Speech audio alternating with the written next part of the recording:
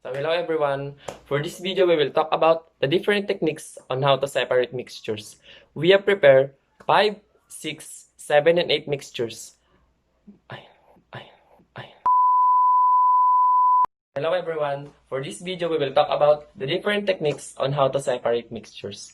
We have prepared not only 5, 6, 7, and 8 mixtures, but we have 9 different techniques on how to separate mixtures. So with that being said, let's get started. Could you be the one?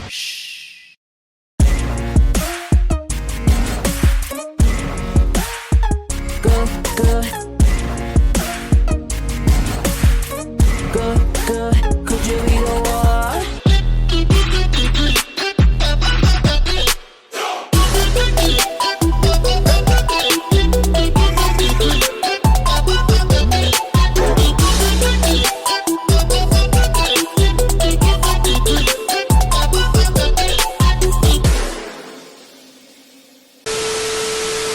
So the first technique on how to separate mixtures is the magnetism.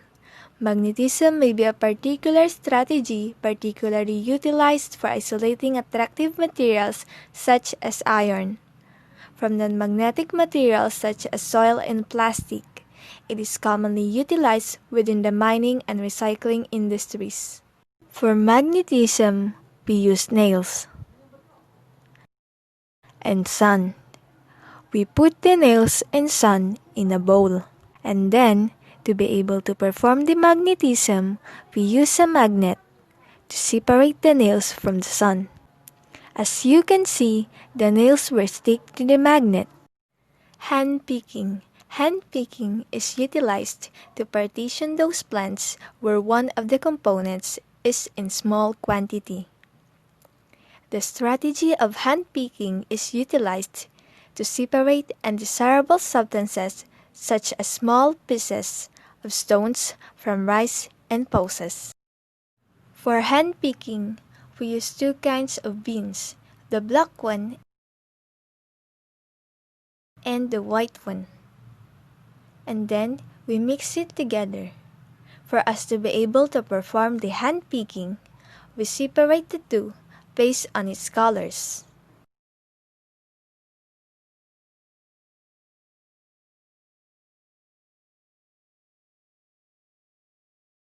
Winnowing. Winnowing is the strategy in which heavier components of mixture are isolated from the lighter substances with the assistance of the wind. This strategy is utilized for isolating grains from husk after the method of threshing.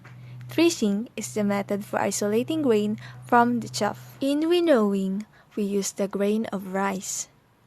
We put the grain of rice in a winnowing basket. As you can see, the wind helps to remove the lighter substances outside the basket, and heavier substances stay inside the basket, and that's how winnowing works.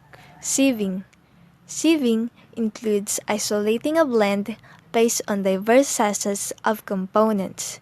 Sieving can also be used to separate solids from liquids, assuming the solid pieces are larger than the holes in the sieve. To perform the sieving technique, we used a strainer because we don't have an available sifter. We separate the crackers that have a coagulating substance and cornstarch.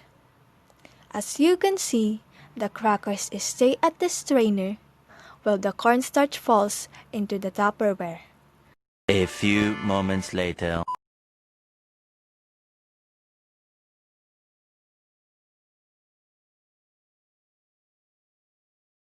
It was diverse in size.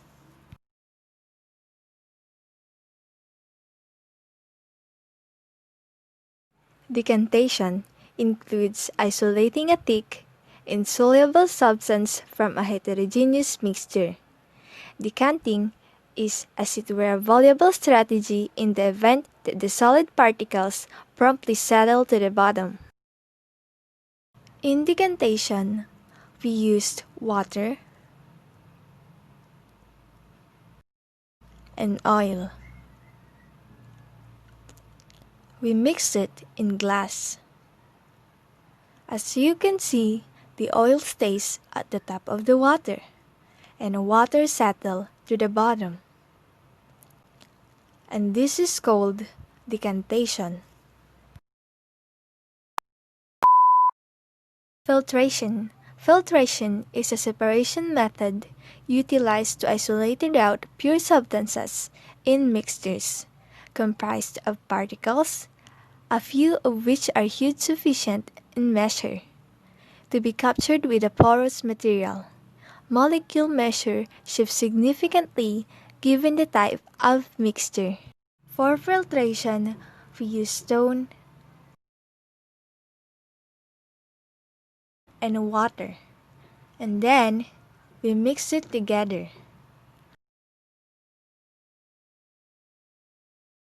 We use a piece of cloth to be the screen in this method, and then we pour it into the screen. As you can see, the stones stay at the screen and water flows in the bowl. Extractions. Extractions are performed in a separatory funnel. When two immiscible liquids are placed in the separatory funnel, two phases are observed. In extraction, we used coconut milk, and we put some water. We cooked the coconut milk mixed with water. They are both liquid and they distribute their solute.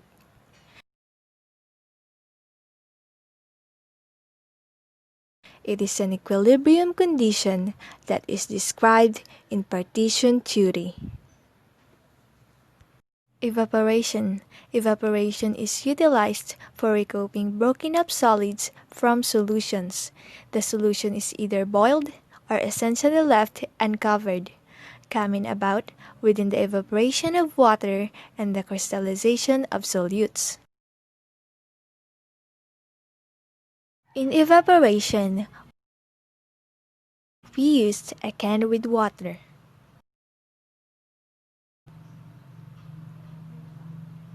And put some salt.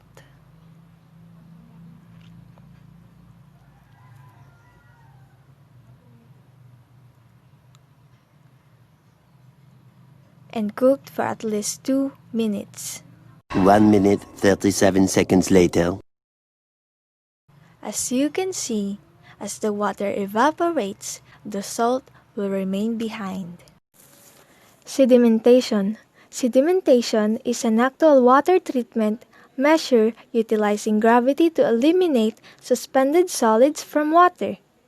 Strong particles entrained by the disturbance of moving water might be taken out normally by sedimentation in the still of water of lakes and seas. In sedimentation, we used sand.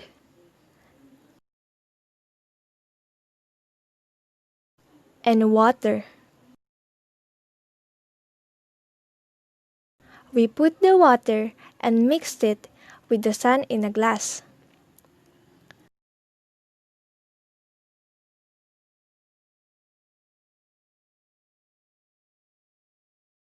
As you can see, the heavier components of the sand settles at the bottom.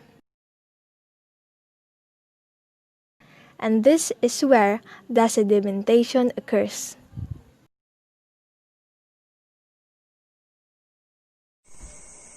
This will be the end of our discussion. We hope that you learned something on our This will be the end of our discussion. We hope that you learned something on our video with some materials that will give you more knowledge about our topic. So, thanks for watching.